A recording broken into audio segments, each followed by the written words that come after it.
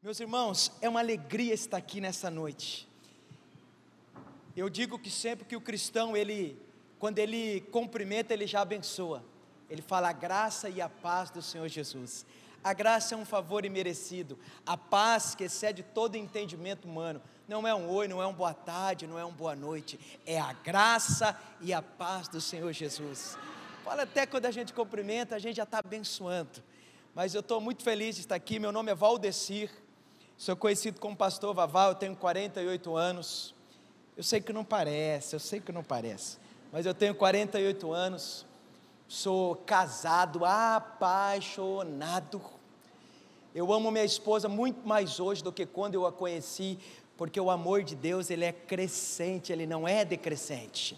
Então essa história que o tempo passa, aí o amor acaba, vai se esfriando, isso é uma fala do diabo para as nossas vidas. Para as nossas vidas quanto mais passar, mais apaixonado pelo nosso cônjuge nós vamos ficar. Essa é a fala de Deus, e eu sei que daqui 10 anos eu vou amar minha esposa muito mais do que eu amo ela hoje, porque o amor de Deus, ele é crescente, ele não é decrescente. É assim que é para ser, e é assim que tem que ser. E eu sei que a minha esposa tem um mistério, eu vou contar para vocês. Todo dia ela acorda mais bonita que outro dia. Eu falo, não é possível, ela está mais bonita que ontem. É o amor. Eu sou apaixonado, irmãos. Está aqui a foto da minha família. O que acontece? A gente está numa intensidade, numa maratona muito grande nos últimos 30 dias. Todo dia. E ela, minha filha, hoje minha filha estuda amanhã cedo e tal. E eu olhei para elas lá, minha filha dormindo, cansada, e ela também. Eu falei, amor, pode ficar hoje, fica e tal. E aí hoje de manhã eu estava pregando também, mas deixa eu apresentar para você minha família.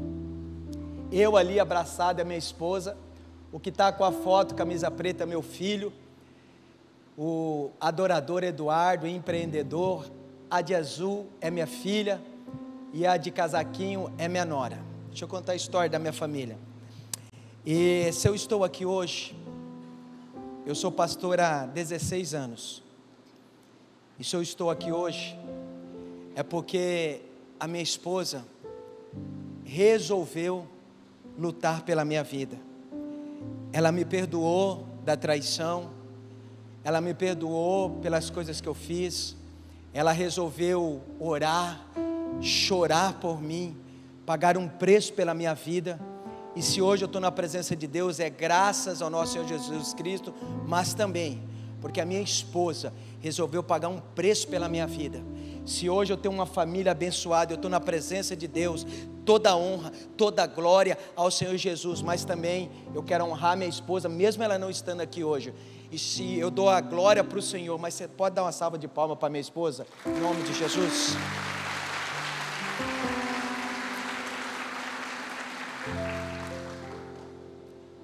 Esse jovem é meu filho, tem 23 anos, mora em Brasília, casou em santidade para a glória de Deus. A minha nora também, a filha de pastor, casou em santidade para a glória de Deus. Ele é um adorador e também um empreendedor. Ela é uma psicóloga top, uma das melhores de Brasília.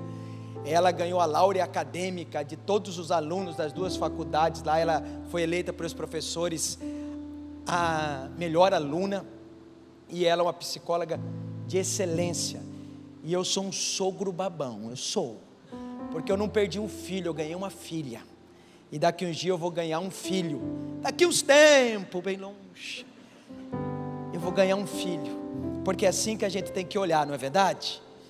E ele é um adorador. Eu, quando pregava com ele em Brasília, eu morava em Brasília até 1 ano e 10 meses atrás, e Deus nos enviou aqui para o Rio de Janeiro, e você for conversar comigo, você vai perceber que eu falo carne, sabe, porque eu sou lá do Mato Grosso do Sul, mas agora eu também falo esquece.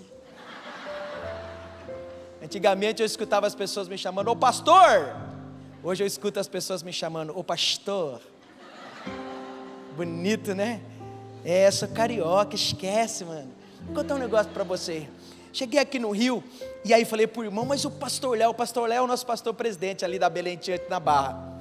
E eu falei assim, conversando com o irmão aqui do Rio, mas o pastor Léo é gente boa, né, irmão? Aí o cara olhou para mim e falou: o quê? Esquece, você está maluco? Eu falei: o que ele está dizendo? Ele está concordando? Ele está discordando de mim? Porque na minha terra, se eu falar que alguém é gente boa no Mato Grosso do Sul, e a pessoa falar esquece, está maluco, não presta de jeito nenhum. Aí eu falei: será que ele está concordando ou discordando? Aí eu entendi que se você falar que a pessoa é gente boa e ela fala esquece, é que é muito gente boa. Se falar tá maluco, aí a pessoa é gente boa demais, né?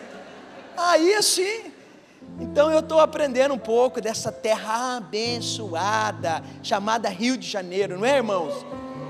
Você não sabe o que eu ouvi quando eu falei que vinha para o Rio de Janeiro. Você imagina, né? Você está maluco é pouco o que eu ouvi, sabe? Então um ano é 10 meses aqui, só recebendo amor, carinho, gratidão. Esse povo é o meu povo hoje, aqui é minha terra. E se alguém que vai mudar a história dessa cidade, não esqueça, irmão, esqueça achando que é o governo.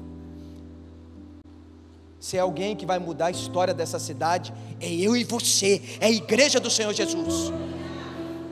Contei para o pastor, falar, diga de passagem, que pastor agradável, né? Eu fui tomar um café com ele lá no Shopping Metropolitano, a gente ficou conversando mais do que eu esperava, e aí a gente desceu o elevador não, oh meu Deus, a escada rolante, conversando e dando tchau, e aí a gente parou um pouco dando tchau, e resumindo, nós fomos até lá fora conversando. Sabe quando você gosta da pessoa, eu vou te dar uma dica, sabe, você vai perceber se ela gostou de estar com você ou não. Ela dá uns 10 tchau e não vai embora. Se ela dá um tchau e for embora, mas você vai falar, vou embora, então estou indo, e daqui a pouco, então, eu estou indo, então. Assim foi eu com o pastor Max, chegando aqui, conhecendo a sua família, fiquei mais apaixonado por ele ainda, porque eu sou um homem de família, Deus é um Deus de família. Você está feliz de estar aqui nessa noite?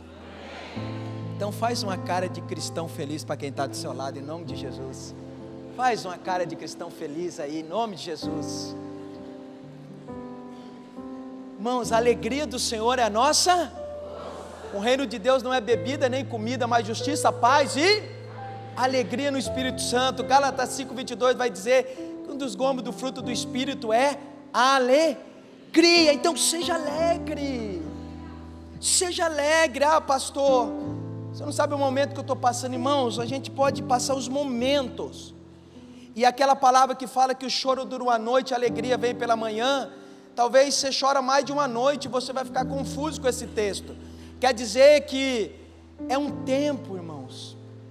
Há dificuldades, o choro é um tempo, mas a alegria certamente ela vai vir. E o que determina o tempo? Isso está muito mais na tua mão do que na mão de Deus. O tempo do choro vai depender muito mais de você do que de Deus, porque o diabo quer que você entre mesmo numa tristeza profunda. O diabo não quer que você brilhe, mas lembre, você é luz do mundo, você é para brilhar mesmo, mas não com arrogância ou com soberba, mas para brilhar, porque esse mundo precisa de você, precisa da tua luz. Então uma das coisas que o diabo tem feito é acabado com a alegria das pessoas. Crente que em vez de ser alegre só murmura, como é que está? Uma luta, meu Deus. Não, como é que você está, irmão? Meu Deus, uma luta. Só confessa derrota, só reclama, só murmura, sabe? Não, irmão, a Bíblia diz que em Cristo Jesus nós somos mais do que vencedores. Não é nem vencedor, é mais do que vencedor. Então em nome de Jesus anda alegre, viva feliz. Pastor, mas o mundo está terrível. Quanto mais pior o mundo, mais ele se aproxima da volta dele. Se a gente olhar para o mundo, a gente vai dizer estamos perdidos, mas quando nós olhamos para a Bíblia, então nós falamos estamos salvos. A questão é para quem a gente vai olhar, para quem a gente vai olhar. Então eu quero te convidar, olhe para o céu, olhe para Jesus, faça diferença nessa terra. O Rio de Janeiro vai mudar, irmãos, por causa de mim, por causa de você, vai mudar em nome de Jesus. Eu estou com uns trabalhos lá na Baixada Fluminense, em Caxias, em Saracuruna. Quem aqui conhece Saracuruna? Então, vamos lá, eu uni umas igrejas lá. Eu fiquei 4 anos em Brasília, eu sou de Mato Grosso do Sul, e fiquei 4 anos em Brasília. Eu era um dos coordenadores, dos 2 coordenadores do MEVAN, do pastor Luiz Hermínio, da Missão Centro-Oeste. Fiquei 4 anos só cuidando de pastores, lá em Brasília, e o Senhor me enviou para cá, e para continuar nessa movimentação, mas para congregar na Belém. Então dentro disso que eu faço, eu juntei algumas igrejas, alguns ministérios, alguns pastores, e a gente faz umas conferências em Caxias. Num mês a gente junta as 5 igrejas e vai numa conferência na igreja, na outra igreja. No outro mês a gente junta as 5 e vai na outra igreja, e assim a gente fez lá em Caxias, e foi um legado extraordinário o que a conferência deixou. Esse ano mais igrejas quiseram estar junto conosco, e aí a gente estava fazendo esse movimento lá em Caxias, e aí a gente fazia assim: sexta-feira era a abertura da conferência, todas as igrejas junto. Sábado de manhã era café a pastores e líderes, e sábado à tarde a gente saía as 5 igrejas andando nas ruas, sabe, profetizando, amando, abraçando, pregando o evangelho, evangelizando. E aí a gente ia lá naqueles lugares que a gente chama de barricada, e lá estavam os futuros pastores com aquelas... Não é assim que tem que falar, irmão? Os futuros pastores estavam lá com aquelas... Como que é o nome daquilo? Não, uma bandoleira. Fuzil. Os futuros pastores lá com os fuzis. A gente chegava lá, pregava para eles. Você sabe o que eles fazem, né? Baixa a cabeça, chora, chora. Aí você vai perguntar: e o pai? Que pai? Está morto? Não conhece? Abandonou? Aí você fala: sai disso, filho. Eu não posso. Pode. Sai disso, filho. Cadê o pai? É por isso que eu louvo a Deus por essa igreja também, irmãos, por entender. Eu fiz Casados para Sempre em 2006, formei vários... Alguém aqui já fez Casados para Sempre? Formei vários líderes, vários pastores. Fiz o CRAU em 2009, liderei o CRAU também.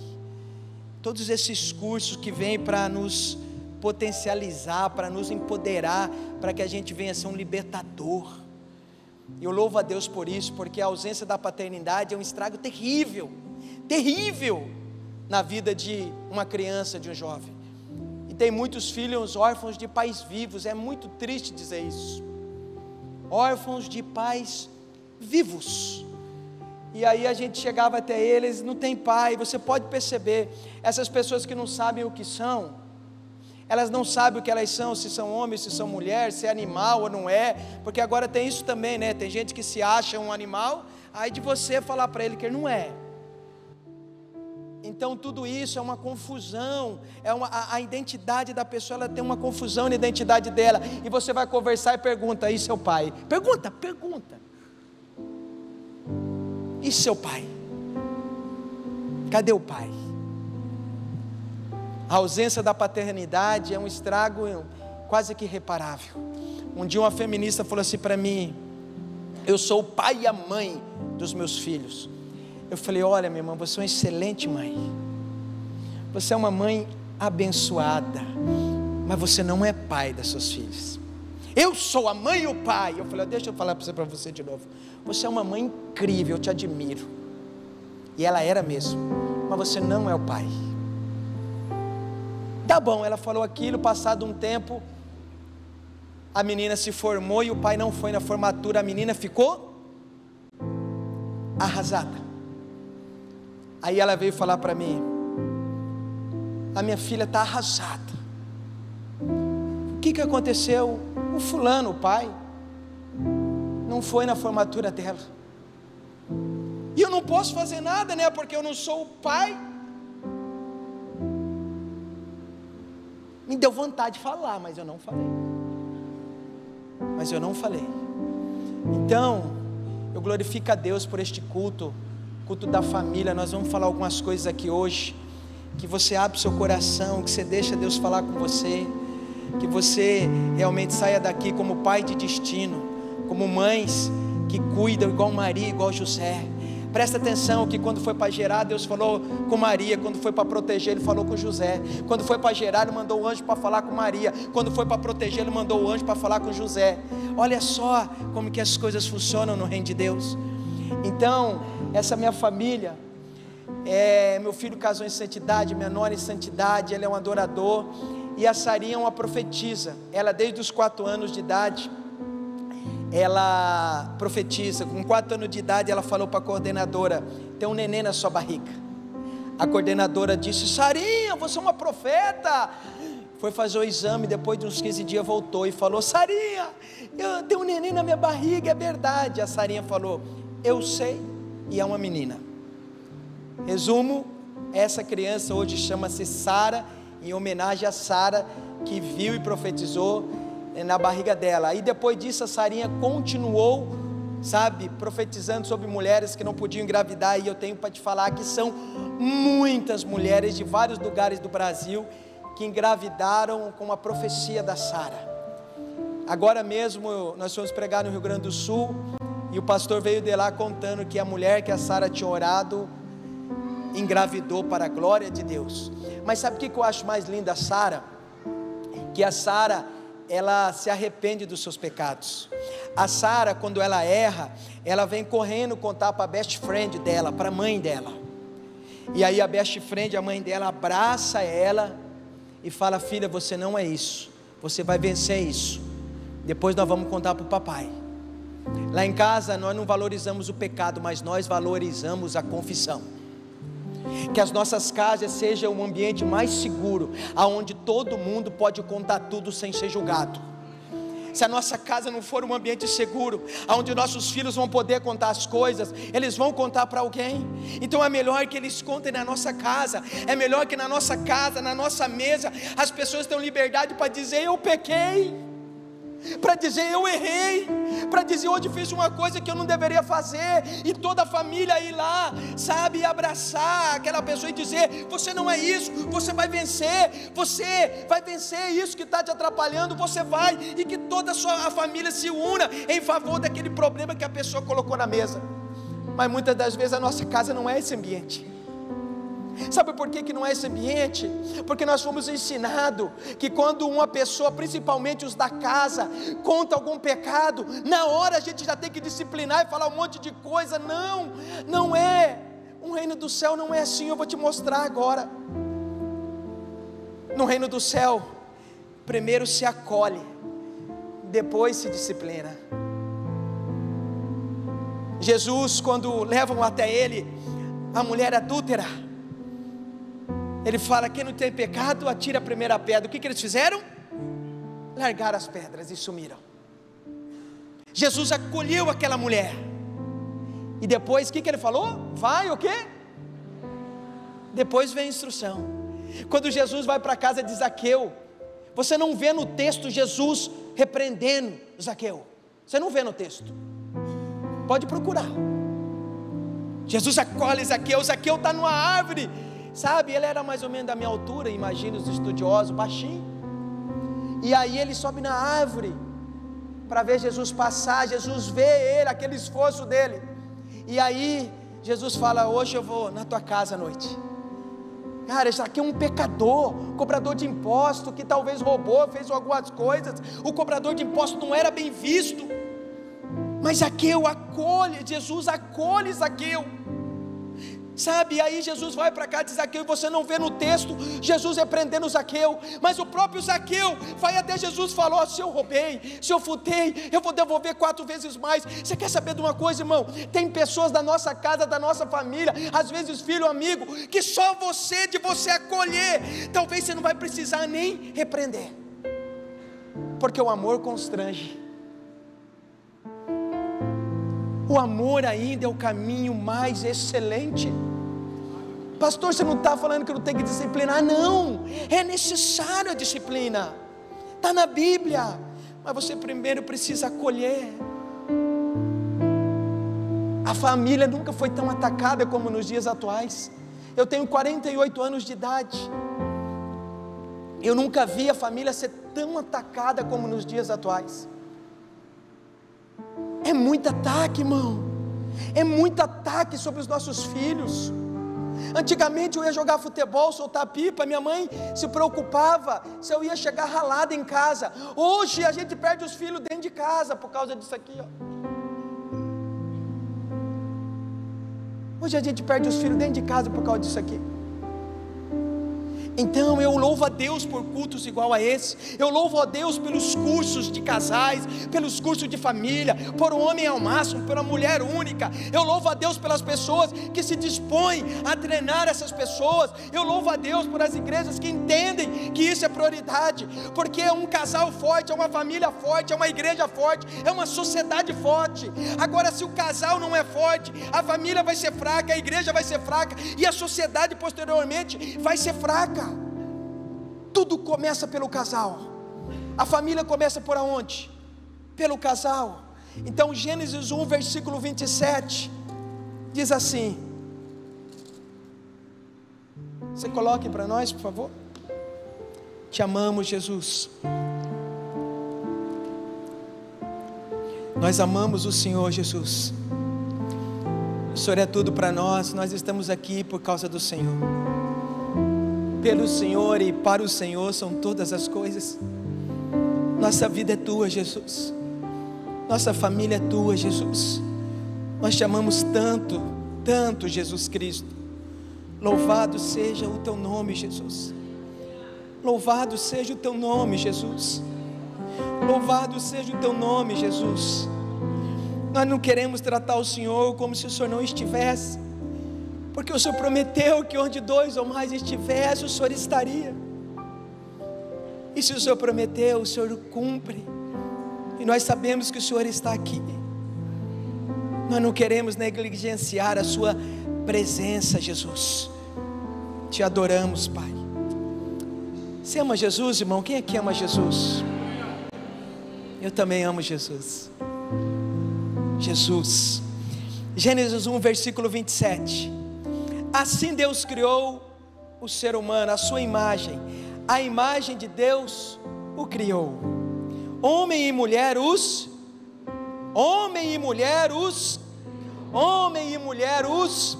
criou. Versículo 28. E Deus abençoou e lhes disse: sejam fecundos, multipliquem-se, encham a terra e sujeitam-na. Tenham domínio sobre os peixes do mar, sobre as aves do céu e sobre todo animal que rasteja pela terra. Até aí. Gênesis 1 versículo 27. Deus cria. Gênesis 1 versículo 28. Deus abençoa e depois dá as instruções. Tudo que Deus abençoou, irmão, ainda que tenha problema, ainda que tenha dificuldade, o que Deus abençoou está abençoado. Ainda que a sua família tenha problema, ainda que a minha família tenha problema, se Deus abençoou, está abençoado. Então repita-se comigo: a minha família é abençoada. É isso e ponto. Pastor, mas tem problema, tem dificuldade. Tudo que Deus promove, Ele sustenta, irmão. Se Deus te colocou nessa família, é nessa família que era para você estar. Deus não errou quando colocou você nessa família. Se Ele colocou você nessa família, é justamente, sabe, para você ser luz e fazer a diferença na sua família. Sua família é abençoada e ponto final. Não aceite outra palavra que não seja essa. Deus cria e no versículo seguinte Deus já abençoa. A família é um projeto de quem? Fala para mim, a família é um projeto de quem? A família é um projeto de Deus, é porque nunca vão conseguir destruir a família, ainda que se levante, ainda que faça um monte de coisa, nunca vão conseguir destruir as famílias, porque a família é um projeto de Deus, e tudo que Deus promove, Ele mesmo sustenta. Quem sustenta a sua família? Fala para mim, quem sustenta a sua família? Você já não pensou em desistir um dia, talvez? Você já não pensou em largar a mão do seu caso? Mas vem uma força tão grande em você, que você não, falei, eu não posso fazer isso, eu não vou fazer isso, e ainda que chorando, e ainda que às vezes triste, você continuou, e viu uma força dentro de você, e você não sabia o que era, quem era, fala para mim quem era Deus, porque tudo que Ele promove, Ele sustenta. Ele sustentou Daniel na cova dos leões, Ele sustentou Sadraque, Mesaque e Abidnego na fornalha, e às vezes Ele faz assim mesmo. Ele não te livra da cova dos leões, mas Ele te livra dentro da cova dos leões. Ele não te livra da fornalha, mas Ele te livra dentro da fornalha. Às vezes Ele permite algumas coisas que aconteçam. Família é uma bênção, eu sou um homem de família, eu luto pelas famílias da terra. Deus está levantando um exército de famílias, eu me inscrevi nesse exército, e Ele convida todos nós a virem para esse exército de famílias. Deus fala para Abraão: em ti serão abençoadas todas as famílias da terra. Quando Deus fala de família, pode perceber, Deus fala de família, já vem a bênção.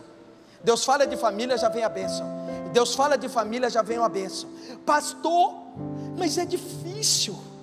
Deixa eu te falar uma coisa: tudo que é altamente valoroso vai exigir de nós esforço. O reino de Deus é tomado por quê? O reino de Deus é tomado por quê? Por esforço. Ir para a academia vai fazer bem para a nossa saúde, sim ou não? É fácil? Orar 2 horas de joelho no teu quarto lá, ó, parece que o céu, meu Deus, que glória. É fácil? Pegar a Bíblia, abrir, sentar lá e ficar 1 hora com as escrituras, meu Deus, começa a saltar. É fácil? Tudo que é altamente valoroso vai exigir de nós esforço. Não adianta. Teu casamento é valoroso? Vai exigir esforço, irmão. Tua família é valorosa? Vai exigir esforço. O problema é que as pessoas querem a bênção, mas não querem o esforço. Eu sou muito apaixonado mesmo, e algumas pessoas às vezes falam: queria que meu marido tratasse como o pastor Vavá trata a esposa dele, mas não quer pagar o preço que a minha esposa pagou, de mulher sábia, de oração, de jejum. Na primeira oportunidade fala mal do marido.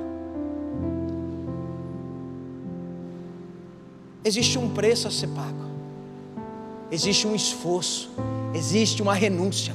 Sabe por que um monte de filho está se perdendo? Porque o filho não quer o presente, o filho quer a presença. E agora vamos conversar aqui eu e você. O que é mais fácil? Dar o celular ou a gente ir lá brincar e ter um tempo para ensinar a tarefa? Dá o celular, fica quieto. Se a gente sabe, se dá o celular, vai ficar quieto, vai ou não vai? Agora, o que é melhor? Dar o celular ou a gente lá? A gente troca as coisas. Tem um monte de filho de crente sendo discipulado por youtuber. Aí quer um filho abençoado lá na frente, a semana inteira vendo youtuber, e aí acha que trazendo na igreja 2 horas no domingo vai resolver o problema. Deixa eu falar, irmão, não vai. Quando a Bíblia fala, instrui a criança no caminho que deve andar, é instruir, é todo dia, é no exemplo, é ensinando a Bíblia, é falando, é inculcar, é falar. A luta está grande, irmão. Isso aqui, ó, na maioria das vezes trabalha contra nós. Você ensina uma coisa lá fora e isso aqui ensina outra. Daqui a pouco o filho chega em casa com um pensamento totalmente diferente. Você fala, da onde que tirou esse pensamento? E se a nossa casa não for um ambiente tranquilo, onde eles podem contar, a gente nunca vai descobrir. Malaquias 4, versículo 6 diz assim, ó, que Deus vai converter o coração dos pais aos filhos, e dos filhos vai converter o coração de quem primeiro? Dos pais aos filhos. E eu creio que o espírito de Elias está para ser derramado. Nós estamos vivendo já nesse tempo. Porque você está falando, pastor, Elias não ressuscitou? É claro que não, irmãos. Mas lembra do espírito de Elias, espírito de Jezabel? Nenhum ressuscitou. Fala de um movimento de principado e potestade que age no tempo. Quando está para vir isso, lembra que perguntaram para João Batista: tu é Elias? Quem que você é?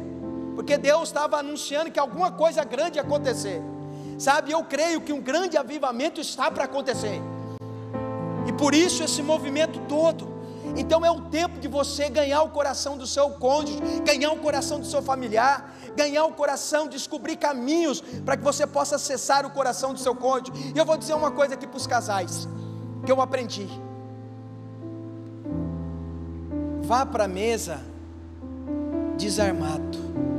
O que você está falando, pastor? Quando nós precisamos alinhar o nosso casamento, e a gente tem que conversar, a gente já se arma. Se ela falar isso, eu já tenho algo. E você? Entre querer ter razão, porque nós queremos ganhar discussão, é verdade ou não é? A gente quer ganhar discussão, né? A gente quer ganhar discussão, e aí começa aquele avivamento dentro de casa, né? Você sabe qual avivamento que eu estou falando, né? Começa aquele avivamento dentro de casa, né? Todo mundo querendo ganhar discussão, e aí usa até a Bíblia, tem uns que usa até a Bíblia para ganhar discussão, e aí a gente já sabe no que isso dá. Entre querer ter razão, irmão, e fazer a vontade de Deus, deixa eu te falar uma coisa: escolha a vontade de Deus. A vontade de Deus às vezes é, Jesus está indo para a cruz do Calvário, e a Bíblia vai dizer que como ovelha muda, ele vai ao matadouro, e perguntam para ele: você não vai falar, você não vai falar? Ele é em silêncio, ele vai para a cruz, silêncio, como ovelha muda. Jesus tinha razão ou não tinha? Se ele quisesse se defender, ele não fez nada, ele tinha razão. Mas entre ter razão e fazer a vontade do Pai, faça a vontade do Pai. E aí você vai para a mesa, escute o que o teu cônjuge tem para falar. Eu vou dar uma moral para as mulheres. Um pastor amigo meu fala: se você não escuta Deus, escuta a tua mulher pelo menos, que já está bom. Você vai para a mesa desarmado, porque quando você vai armado, você nem presta atenção no que a outra pessoa está falando, você nem presta atenção, você está prestando atenção na resposta que você vai dar para ela, para confrontar ela. Você vai desarmado, pode ser que ela tenha razão, e lá em casa 90% às vezes tem razão. Sabe o que eu aprendi? Eu vou escutá-la. Se ela tiver razão, você está certo, amor, me perdoa, me ajuda nisso, acabou o problema. Acabou ou não acabou? É claro que eu vou tentar mudar, mas quantas vezes fui tolo, quantas vezes retruquei, quantas vezes quis ter razão, quantas vezes machuquei, quantas vezes eu feri, só porque eu queria ganhar discussão. Tem gente que está caído, irmão, que não é o diabo não, que é o próprio Deus que abate, porque Deus abate o soberbo, o arrogante. Mas por aí a gente é humilde, mas dentro de casa a gente é arrogante, soberbo. É o lugar que a gente teria que ter mais paciência, o lugar que a gente teria que ter mais paciência. É que nem quando chega alguém em casa, você coloca a melhor louça, mas quando está você com a tua família, você usa a pior. Quando lá fora você dá maior atenção, mas quando é para o seu filho, você nem olha na cara. A gente faz isso. Nessa noite eu quero convidar você: olha para a tua casa, olha para o teu cônjuge, olha para a tua família. A teu cônjuge, teu casamento é uma bênção, a tua família é uma bênção. Contemple isso. Eu tenho 24 anos de casado. Quando eu tinha 20 anos de casado, pastor, um dia eu olhei para o olho da minha esposa, falei: meu Deus, mas teu olho é bonito, hein? Ele é meio mel, meio verde. Depois de 20 anos de casado, que eu fui perceber o quanto era bonito o olho da minha esposa. Tenho vergonha disso. Os dias estão passando, a gente está deixando de contemplar, a gente está deixando de viver, a gente está deixando, sabe, outras coisas serem prioridades. Vou falar uma coisa para você, irmão: Jesus e a minha família são as minhas prioridades. Você pode repetir comigo? Jesus e a minha família são as minhas prioridades. Aleluia. Sabe o que nós precisamos, irmãos, cada vez mais? É buscar a Jesus. Oséias 6, versículo 3 vai dizer assim, ó: conheçamos e prossigamos em conhecê-lo. Eu não conheço totalmente Jesus, nem você. Nós não conhecemos totalmente Jesus Cristo de Nazaré, mas eu sei, quanto mais eu conheço Jesus, mais eu amo minha esposa. Quanto mais eu conheço Jesus, mais eu sei lidar com a minha família. Quanto mais eu conheço Jesus, mais eu amo meus irmãos. Quanto mais eu conheço Jesus, melhor eu fico. Talvez o que nos falta é mais sede de Jesus, é mais busca por Jesus. Talvez o que nos falta é conhecer ainda mais Ele, porque onde Jesus está, aonde Jesus é convidado a estar, jamais nós vamos passar vergonha. Pastor, que texto bíblico você usa para falar isso? Vou te lembrar de um texto bíblico. Jesus foi convidado para um casamento. Neste casamento, acabar o vinho num casamento naquela época era um nível de desonra para os familiares terrível. Era um nível de desonra assim, a família ficar desonrada. Só que tem um detalhe: alguém foi convidado para o casamento.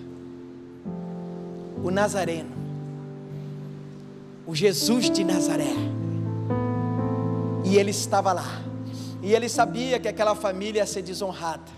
O que ele faz? O primeiro milagre: transforma água em vinho. Aonde Jesus é convidado a estar, jamais envergonhado você será. Eu acho que mais uma vez nessa noite a gente precisa convidar Jesus para entrar na nossa casa. A gente precisa convidar Jesus para entrar na nossa vida. A gente precisa convidar Jesus para entrar no nosso casamento. Mas eu já sou de Jesus, pastor. Eu também sou, irmão. Mas eu continuo dependendo de Jesus. Eu dei não sei quantas palestras, não sei quantas conferências de família.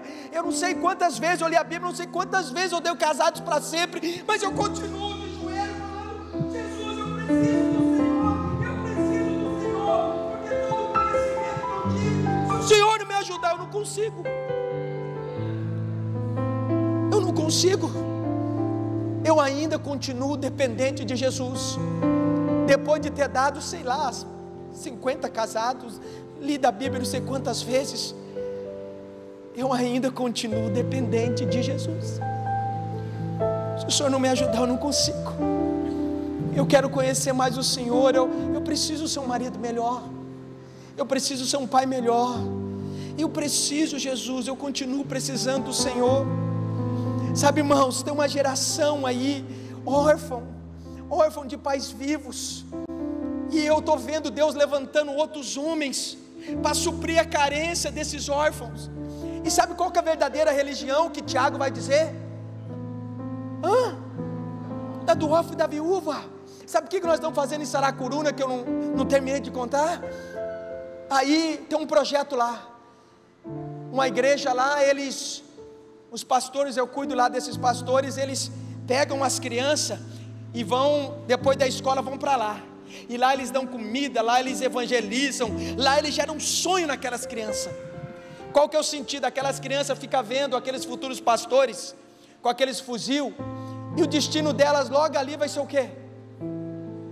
Mas se a gente acabar com isso, gerar nelas sonho, esperança, que elas podem ser alguém, que elas podem ser um médico, porque o máximo que elas sonham lá é ser uma manicure, e nada contra a manicure, é uma profissão digna, mas é só o que elas conhecem.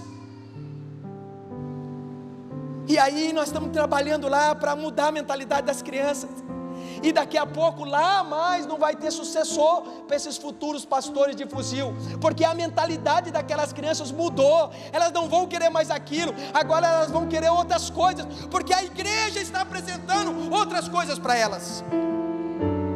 E aí a gente queria comprar um terreno, e eu levei um jogador que a gente cuida lá, nem pedi nada para ele, e Deus tocou no coração dele, e ele foi lá e pagou o restante do terreno, e ele está impactado. Ele falou: é esse evangelho que eu quero viver, esse evangelho que eu quero viver. Aí eu vou perguntar, pastor, para essas crianças: e seu pai? A mesma história. Vocês conhecem isso?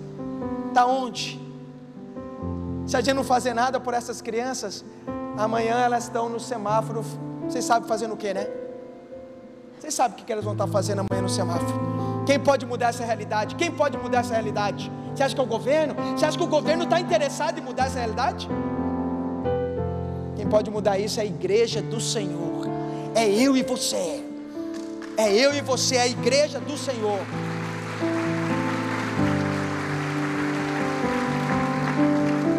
E para encerrar, irmãos, para encerrar, eu estava pregando uma vez em Xerém, eu era de Brasília ainda, e eu falei assim, tinha uns 600 jovens lá e adolescentes. Eu falei assim: nós acreditamos em vocês, nós pastores. Aí eu disse: eu acredito em vocês. Terminou o culto, veio uma menina de 12 anos, chorando em lágrimas, dizendo: pastor, é verdade, você acredita em mim mesmo? Eu falei: é verdade, filha. Mas ela chorava muito. E aí eu falei: eu acredito em você, eu acredito que Deus tem um plano na sua vida. E ela pegou e falou: por que, pastor? Nunca ninguém falou isso para mim. O meu pai e minha mãe só falam que eu não presto, que eu não vou dar nada, que eu não sirvo para nada. Mas agora o Senhor está dizendo que acredita em mim. Eu falei: eu acredito em você. Eu acredito. E ela chorava muito, e ela chorou um tempão aqui no meu ombro. Tem pessoas que precisam só ouvir de alguém às vezes: eu acredito em você. Eu acredito em você. E um dia eu estava pregando. Eu saio muito quando eu estou pregando. E tinha uma mãe com a criança de 3 meses, bem aqui onde está o pastor mais ou menos, na primeira fileira.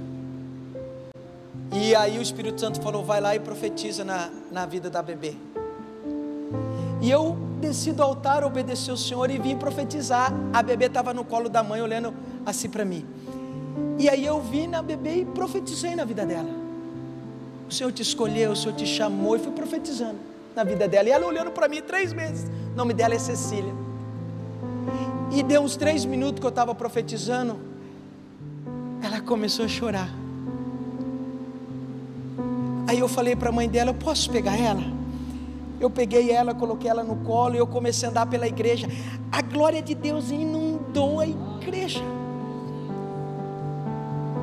Aí eu quero te perguntar: se uma criança de 3 meses se emociona e é tocada por um homem que profetizou na vida dela, que ela nunca viu, ela foi tocada e se emociona, imagine o poder que não tem quando um pai olha no olho do filho e diz: eu acredito em você, você é um homem de Deus, Deus escolheu você, e começa a profetizar. Imagina o que não pode acontecer quando o homem olha para a esposa e diz no olho dela: eu acredito em você, amor, eu acredito no seu chamado, eu acredito que Deus...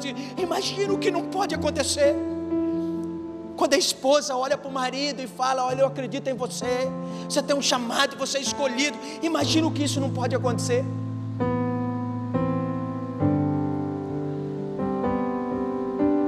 E tudo verdade. Deus acredita em nós. Sabe esses homens que passam pela rua, irmãos? O meu pastor Luiz Hermino era um dependente químico. Ele vivia vendendo drogas e também era... O homem hoje está em mais de 50 países, o mundo todo conhece ele. Mas um dia um pastor ia lá, pegava ele e levava ele para dormir em casa. Sabe, olhar e ver o que ninguém vê. Mas a gente tem que começar isso pela nossa casa.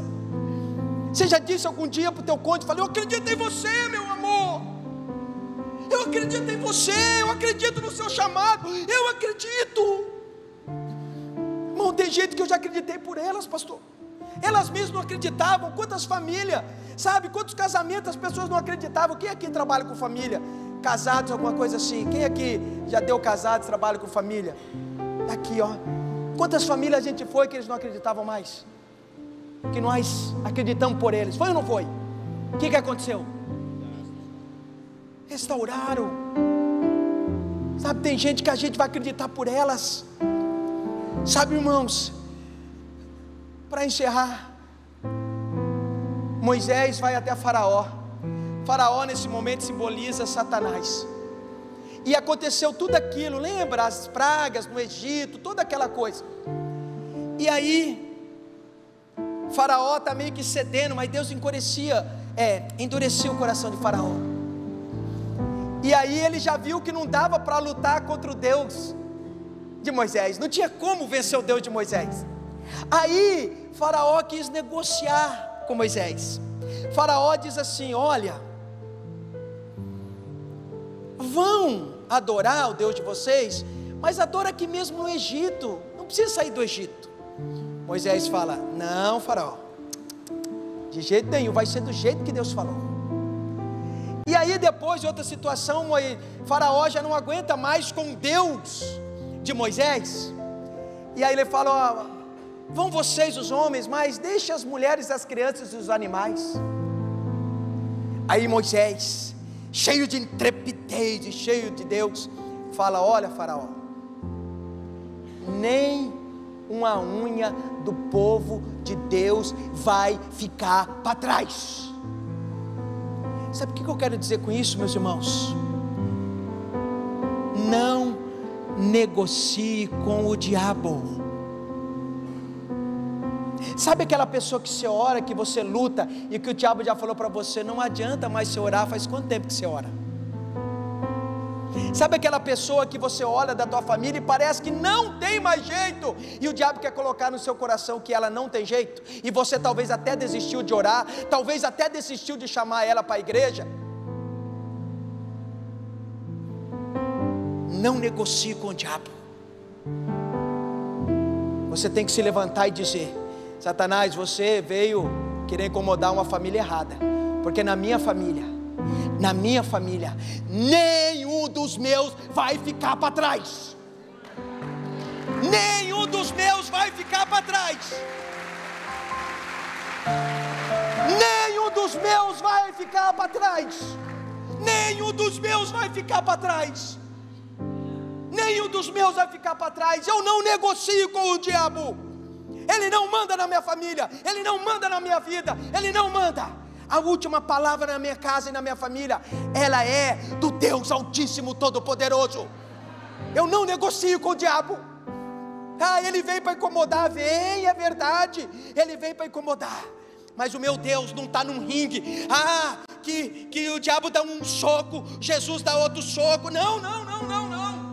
O meu Senhor já venceu o maligno, e em Cristo Jesus nós somos mais do que vencedores. Então, em nome de Jesus, não desista do seu casamento, não desista da sua família, porque como diz o meu irmão Josué, eu não sei quanto a vocês, mas eu e minha casa serviremos ao Senhor. Eu e a minha casa serviremos ao Senhor. Eu e a minha casa serviremos ao Senhor. Eu e a minha casa serviremos ao Senhor. Então talvez você vai ter que voltar a orar por alguém que você já não orava mais. Um dia a avó da minha esposa estava por falecer, e aí mandaram eu visitar ela. Eu fui lá, o Espírito Santo falou para mim: ela está com medo e ela está preocupada com os familiares. E eu falei: vó, você está com medo, né? Ela falou: eu tô não, ela fez com a boca, ela não estava falando. E aí eu falei para ela: aí você está preocupado com seus familiares, né? Ela fez assim. Falei: vó, eu prometo para a senhora, eu vou orar por todos eles. Olha o que eu fiz, olha o compromisso que eu fiz com a senhora que está no leito de morte. Falei: não tenha medo, vó, a senhora é de Jesus. O lugar que a senhora vai é muito melhor do que o que a senhora já viveu. E aí ela chorou. Olha o compromisso que eu fiz. Eu não me esqueço disso, pastor. São bastante parentes.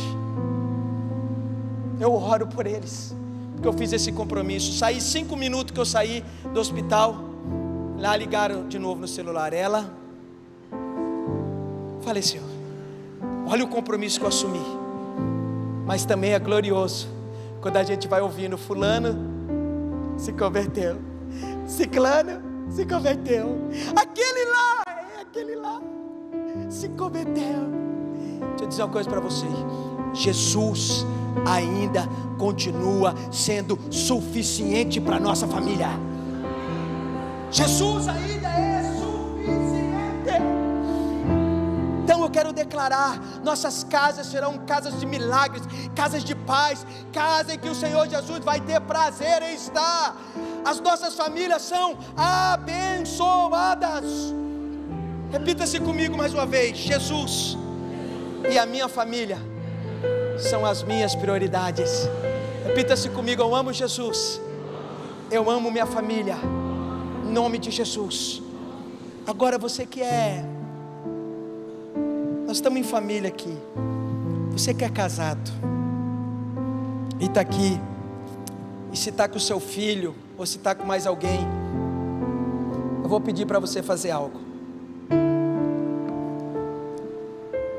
bem simples. Eu vou pedir para você olhar dentro do olho do seu cônjuge, e depois fazer isso com o seu filho ou com outro. E não precisa nem ser parente. Se você tem um amigo próximo, eu quero que você faça isso também. Que você olhe no olho dele, depois que eu falar, você faça. E fala assim: ó, eu acredito em você, eu acredito no seu chamado, você é uma bênção.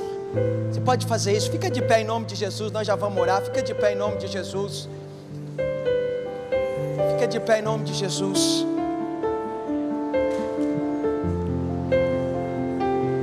Pode fazer, irmão, faz de novo. Olha para ele, fala mais o que você quiser.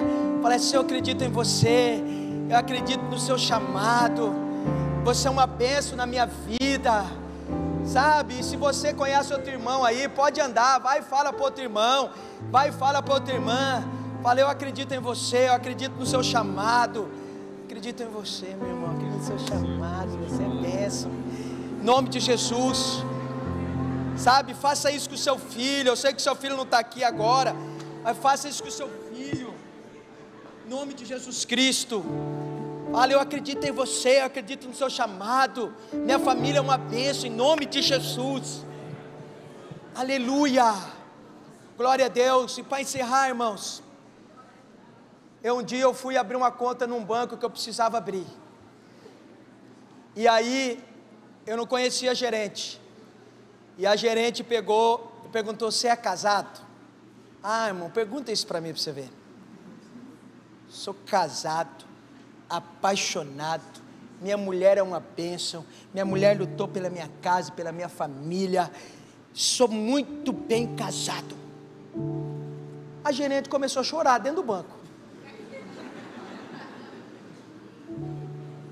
Aí ela falou para mim, ela não era evangélica, ela falou para mim: eu sou casado, eu tenho 2 filhos.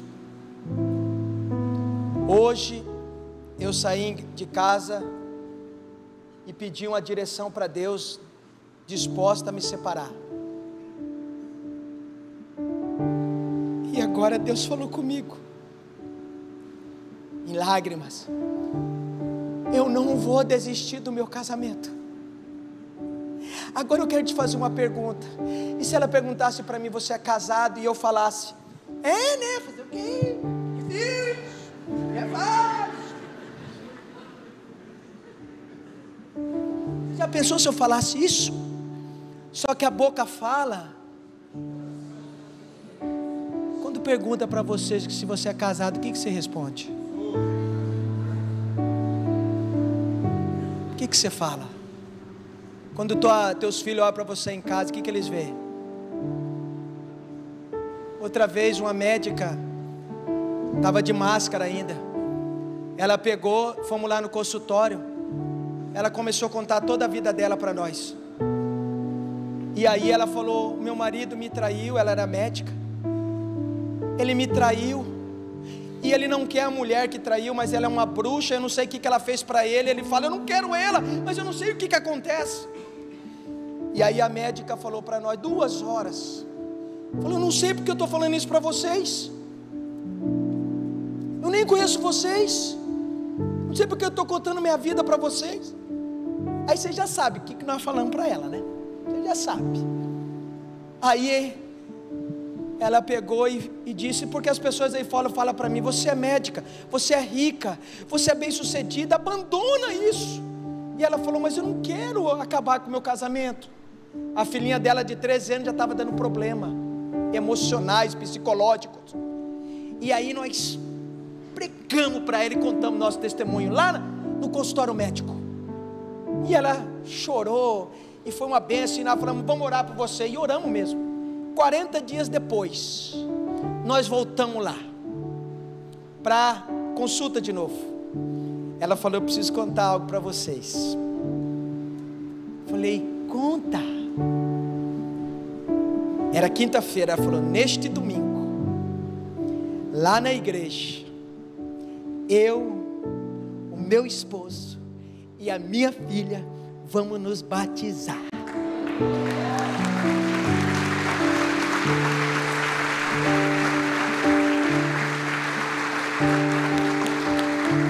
É disso que eu estou falando.